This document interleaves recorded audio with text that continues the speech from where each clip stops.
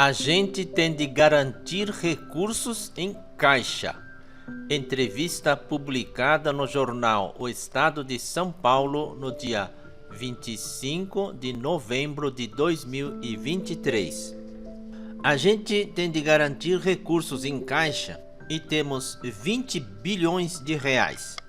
Presidente da Petros, segundo maior fundo de pensão do país, diz que segue política de investimentos conservadora. Pós-graduado em Economia, está em sua segunda passagem pela Fundação Petros. Antes passou pelo IBGE e Diese. Segundo maior fundo de pensão do Brasil, a Petros, Fundação de Seguridade dos Funcionários da Petrobras, tem hoje 20 bilhões de reais em caixa, contou o economista Henrique Jager, presidente da entidade, em entrevista exclusiva ao Estadão Broadcast. Como metade está comprometida com as obrigações dos próximos 6 meses, a fundação tem um volume de até 10 bilhões de reais que pode ir para investimentos. A Petros tem 126 bilhões de patrimônio e 131.843 participantes, dos quais 52.567 ativos e 79.276 assistidos. É a segunda vez que Henrique Jager ocupa a presidência da fundação. A primeira foi de 2015 a 2016, época marcada pela CPI dos fundos de previdência, que investigou desvios na Petros, na Prev, dos funcionários do Banco do Brasil, da Postales, dos Correios e Funcef da Caixa Econômica Federal. A seguir, os principais trechos da entrevista. Primeira pergunta: como estão as alocações dos fundos da Petros?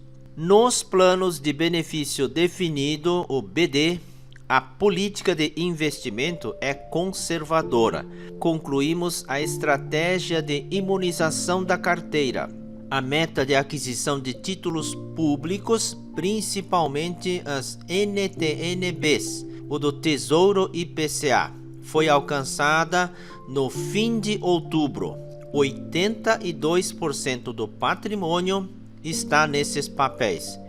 Uma parte está em caixa, aplicada em Selic. Não vamos mexer nisso. Segunda pergunta: e no plano de contribuição variável, o PP2? Estamos concentrados em títulos públicos por conta da rentabilidade e do risco baixo. Mesmo com os 2 últimos movimentos do Copom, reduzindo os juros, a rentabilidade fica acima do objetivo de retorno. Para diversificar, tem de ser uma coisa muito boa e segura, a menos que aconteça uma queda mais acentuada dos juros. Vamos continuar concentrando em títulos públicos, inclusive no PP2. Mas nele a diversificação é fundamental, com a tendência de queda de juros no médio prazo. Não podemos aplicar em ativos com risco muito elevado. Terceira pergunta: como a Petros está de liquidez? Quando o cenário internacional começou a influenciar de forma agressiva o nacional, na virada do semestre, reduzimos a exposição em bolsa. Hoje temos 20 bilhões em caixa e precisamos de cerca de 10 bilhões para obrigações. A gente tem de garantir recursos em caixa para não ter de se desfazer de ativos em momentos ruins. Como é a definição dos investimentos? Cada plano tem uma política de investimento, com planos de 5 anos e revisão anual. As mudanças são estudadas com muito cuidado, não se dá cavalo de pau em transatlântico. Temos uma área de risco que define o portfólio, a partir do qual se faz a compra de ativos. Como a Petros distribui os aportes em ações?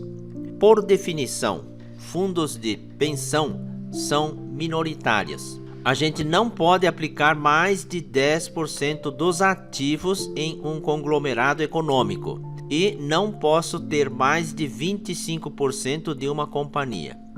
A gente tinha 11% da BRF. Fomos vendendo e hoje temos 2%. Na Vale tínhamos 3%. Hoje tem 1% e é muito. A estratégia é diluir riscos. Tende a olhar com uma perspectiva de longo prazo. A gente quer olhar a nossa carteira de renda variável sempre com a possibilidade de arbitrar e aumentar a rentabilidade.